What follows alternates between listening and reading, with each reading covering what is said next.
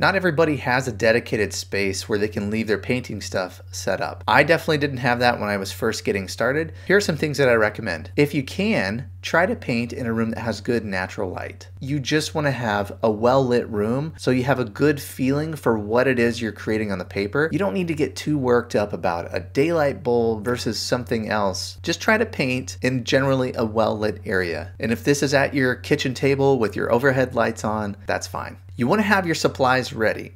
You want to have some fresh water. I have some paper towels on hand when I paint because I'm trying to control that level of moisture on my brush. You also want to wet down your paints really well about 10 minutes before you start painting. All of these paints need to be wet and activated so when I'm ready to mix my colors, the paint is ready to go. I use tube paints, and I'm not using fresh paint every time I paint a new scene.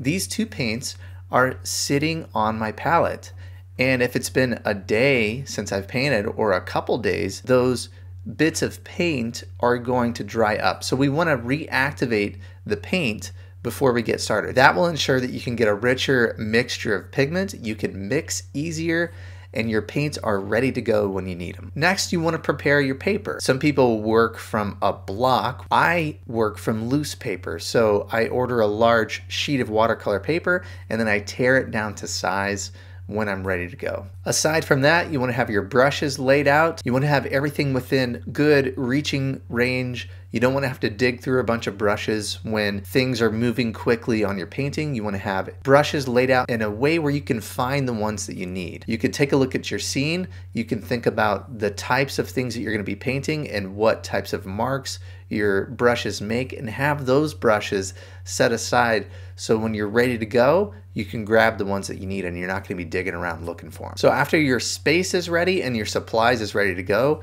you want to start to lay out your composition on your paper. And for this, I use a mechanical pencil, and there's nothing really special about this. It's soft 2B lead. When I'm doing this, I have a pencil handy and a kneaded eraser. There's a few things you want to think about when it comes to this part of the process.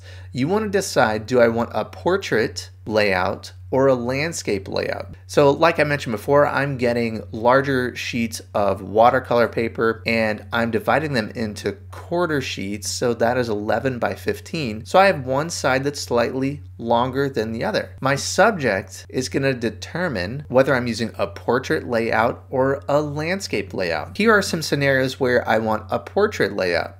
If I am drawing a street scene that has a lot of verticals, where maybe there's a tower, an important part of the architecture that I want to have up in the sky, but I still want to see what's going on in the ground.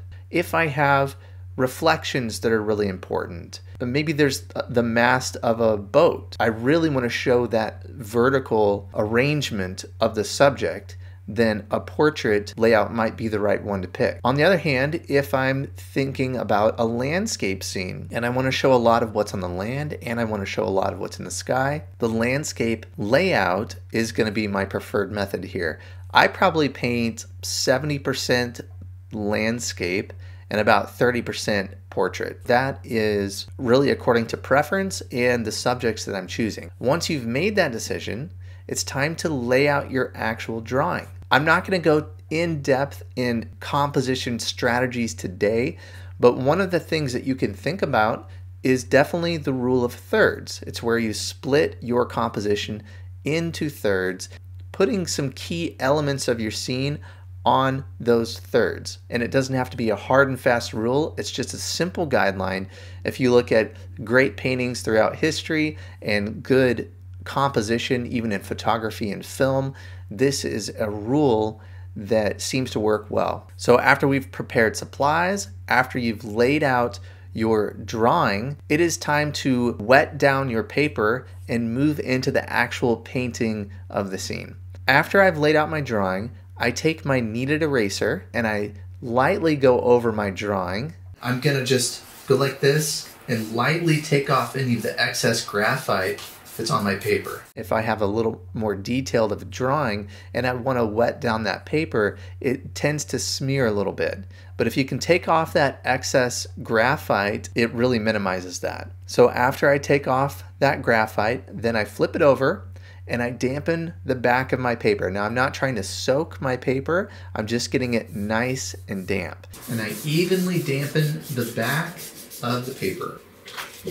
And now I'm going to do the same thing on the front. If there is an area of white paper that I want to preserve, I avoid that area on the front of the paper. That way I can still preserve the white of the paper if there's a strong light part of the scene. Other than that, I cover the entire paper. And after this, it is time to load up a brush and start to paint. Once you get into the painting, things are moving really quickly. So if you can think about these things to really set yourself up before that process starts, you'll have a much higher rate of success.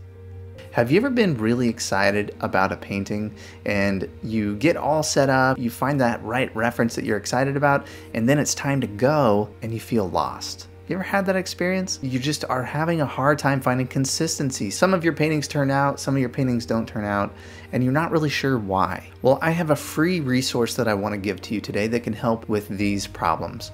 My 5 steps to plan a successful watercolor painting. I walk you through the crucial planning phase of your painting that will help you understand what you're going to paint first, second, and third. The planning is really so important, especially in watercolor. This medium is harder to correct. It's so immediate. So having that plan is very important. I send you a PDF that you can download. And the great thing about this is you can have it on your phone, you could print it out, and you can take a look at these crucial planning steps before you start each painting to ensure that you're thinking through these important things as you get started.